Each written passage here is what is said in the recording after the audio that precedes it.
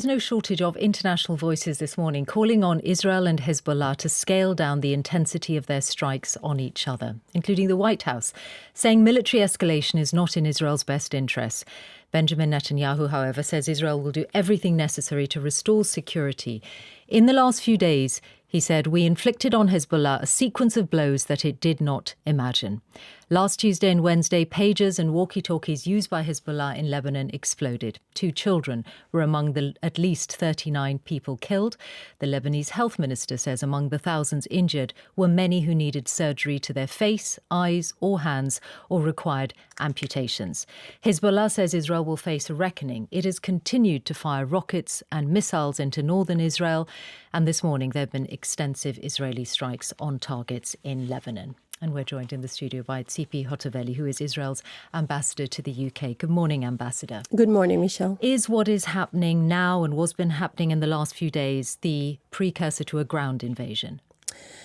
First of all, we need to understand the picture. The picture is that since 8th of October, Israel is under massive attack from Bחיזבאללה. We're talking about over 9,000 rockets being fired on our cities. And we are in a situation that I think no country in the world can tolerate, where cities in the north being evacuated, over 70,000 people lost their homes, being refugees in their own country. And you have been striking back against that for all of this time, haven't you? But in the end of the day, after 11 months of intensive diplomatic efforts, the result is unfortunately very poor. Bחיזבאללה still refuses to go beyond the Litani River, as the 1701 UN Security Council resolution demands from Bחיזבאללה, and it's still a major threat to our people. So is this the start of a ground invasion? So as I said, I'm not getting into the tactical aspects of that. I'm just saying, very simple, once Bחיזבאללה will implement 1701 and will be beyond the Litani River, all those strikes will stop. So Israel is interested in a diplomatic solution, but in the end of the day, after 11 months, we have ghost cities in the north, 70,000 people lost their homes, dozens of Israelis lost their life, including 12 children in a football game. You probably remember the Majd al-Shams attack of Bחיזבאללה. In the occupied Golan Heights. They took brutally the life of 12 children in a football game. Okay. So those kind of things we cannot tolerate. Would you acknowledge that the moment that significantly escalated the ongoing situation that you've described was last Tuesday's pager attacks? I'm not referring to the pager attack. Israel can only take responsibility on the things we are, are under our control. And under our control are the airstrikes that are targeting all those rocket launchers. The fact that we are targeting the leaders of Bחיזבאללה, those terrorists that were planning to do another 7th of October in the Galilee, in the northern border of Israel. Those are the things we are doing. We are okay. Are you saying we're doing. I just want to be clear, so I understand your position on the pager attacks. Are you saying that was not an Israeli attack? I'm saying I'm not referring to it. And as you know, Israel is not referring to it. I think we need to go back to what we want to achieve, because I think the whole international community wants to see de-escalation. Okay. And in order this is a significant moment in the escalation of the last few days. And when Mr. Netanyahu said yesterday, in the last few days we inflicted on Hezbollah a sequence of blows that it did not imagine. Which blow did Hezbollah not imagine? All the airstrikes that Israel is now launching. There have been plenty of those before. I'm saying that this is the reality on the ground, that imagine Liverpool and Manchester being evacuated. Can you tolerate the idea that cities in your own country will be ghost cities because people are under terror attack consistent? Those areas are not part of an ongoing conflict which has existed for decades in the region. Michelle, can you please answer to my question? Well, no, but I asked you a question before. Can you tolerate the idea that Liverpool will be evacuated? I asked you the question before, when Mr. Netanyahu talked about blows that Hezbollah did not imagine, it will seem clear to people around the world that he is referring to the pager and walkie-talkie attack. I know you don't. Okay, who do you think did do it?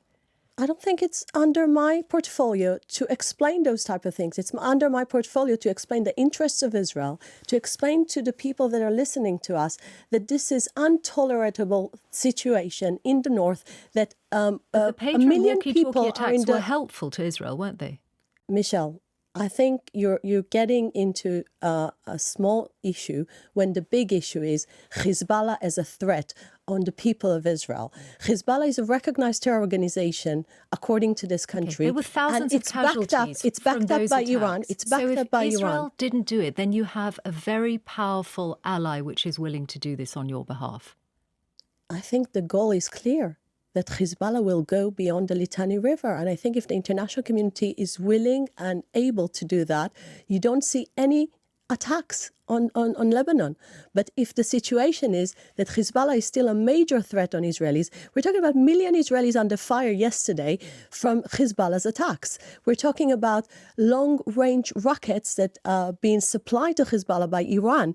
This is the reality of this horrific terror organization that became a terror monster with military abilities. So Israel is not interested in another 7th of October. We want our people to go back home. We want children to go back to school. We're talking about children that for a whole year didn't see a classroom because they've been evacuated and they live like refugees.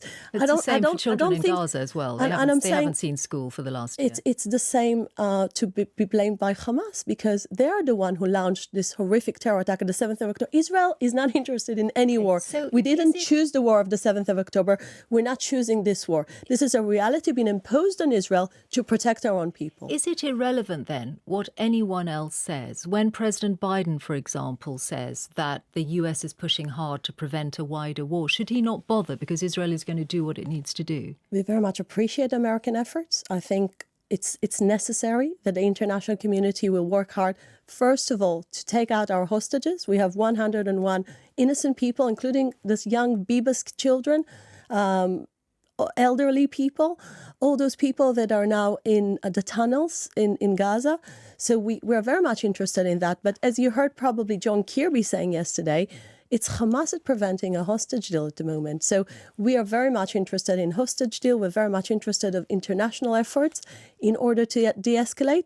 But the thing that any country is interested more than anything is security to the people of Israel. So I think this is the main goal of the government. Nothing that is happening this morning or in the last few days looks like a de-escalation. It seems that what is happening as we speak, the airstrikes that have taken place on targets in Lebanon this morning are the biggest potentially in nearly a year of conflict. The reason is because Hezbollah has a massive arsenal of rockets that are targeting innocent civilians, like we've seen the children playing football, like we've seen all our cities being destroyed house by house. I mean, you probably didn't see the sites of the northern cities in Israel, but the northern cities in Israel being destroyed. It's not just that it became a ghost cities, they're also been totally under massive destruction. Houses being fired day by day. People are losing any chance to go back to their homes because everything being destroyed by rockets. This is something that Israel cannot carry on with. This is something the government is committed, that the citizens of the north will be back to their homes and the peace will be restored to our northern border. We have heard this before, haven't we? Indeed, you have been in this precise situation before in 2006, for example, when there was an invasion of Lebanon designed to try and bring security to northern Israel. That didn't work.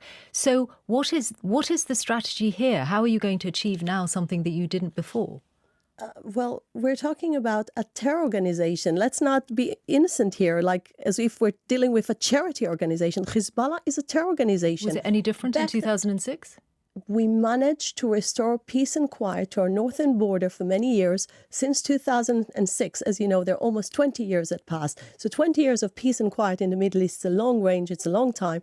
What we want is to dismantle Hezbollah's abilities from this arsenal of rockets that came from Iran, the same Iran that is firing and backing up Russia against Ukraine, the same Iran that is a threat to the UK. We are fighting the West battle. So we are fighting your own battle. Just to be clear, you think you can bring peace to northern Israel without a ceasefire in Gaza?